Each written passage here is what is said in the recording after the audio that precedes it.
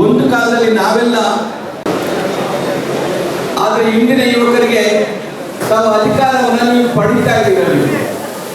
ತಮ್ಮ ಸಾಮರ್ಥ್ಯಗಳನ್ನು ತಾವು ತೋರಿಸಿಕೊಂಡು ಮೇಲೆ ಜವಾಬ್ದಾರಿನ ಯಾವ ರೀತಿ ನಡೆಸ್ಕೊಳ್ಬೇಕು ಅನ್ನೋದ್ರ ಬಗ್ಗೆ ನಾನು ನಿಮಗೆ ಎರಡು ಮಾತುಗಳನ್ನು ಹೇಳಿ ಬಯಸ್ತಾ ಇದ್ದೀನಿ. ಇವತ್ತು ನಿಮ್ಮ ತರನೇ ಬೇಕು ಅಂತ ಹೇಳಿದ್ರೆ ನೀವು ಪ್ರಥಮವಾಗಿ ನೀವು ಏನ್ ಮಾಡ್ಬೇಕಂತ ಹೇಳಿದ್ರೆ ವಿದ್ಯಾರ್ಥಿ ಕಾಂಗ್ರೆಸ್ ನಲ್ಲಿ ಭಾಗವಹಿಸಬೇಕು. NSY ಅನ್ನೋದು ಮಾಡಬೇಕು, ಅದಕ್ಕೆ ಗೊಬ್ಬರವನ್ನು ಹಾಕಬೇಕು, ಅದಕ್ಕೆ ನೀರನ್ನು ಹಾಕಿ ಒಬ್ಬ ಕಾರ್ಯಕರ್ತನಾಗಿ ದುಡಿದು ಹಂತ ಹಂತದಲ್ಲಿ ನಾನು ಬಂದಿರುವಂತವ್ರು. ಅದರ ಮೂಲಕ ಅದನ್ನು ತಲುಪಿದಾಗ ಮಾತ್ರ ಅದು ಮತವಾಗಿ ಪರಿವರ್ತನೆ ಆಗಲಿಕ್ಕೆ ಸಾಧ್ಯ.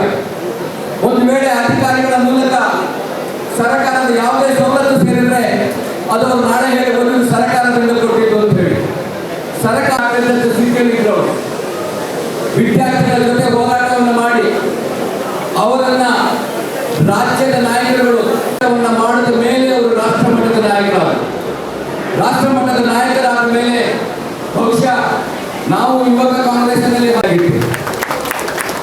ಒಬ್ಬ ಭದ್ರಾವತಿಯ ಹುಡುಗ ಬೆಂಗಳೂರಿಗೆ ಹೋಗಿ ಅಲ್ಲಿ ನವದೆಹಲಿಯಲ್ಲಿ ಇವತ್ತು ಭಾರತ ದೇಶದ ಯಾವ ಶ್ರೀನಿವಾಸ್ ಅವರ ಒಂದು ಆಧಾರ ಸ್ತಂಭವಾಗಿದ್ದಾರೆ.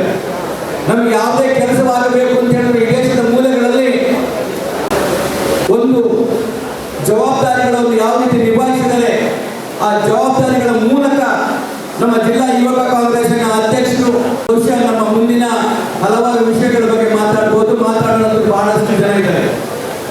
ನಾನು ಈ ಜಿಲ್ಲೆಯಲ್ಲಿ ಸುಮಾರು 50-40 ವರ್ಷಗಳ ಕಾಂಗ್ರೆಸ್ಸಿನ ಕಾರ್ಯದರ್ಶಿಯಾಗಿ ನನ್ನ ಜೀವನವನ್ನು 1980ರಲ್ಲಿ ನಾನು ಶುರು ಮಾಡಿದೆ.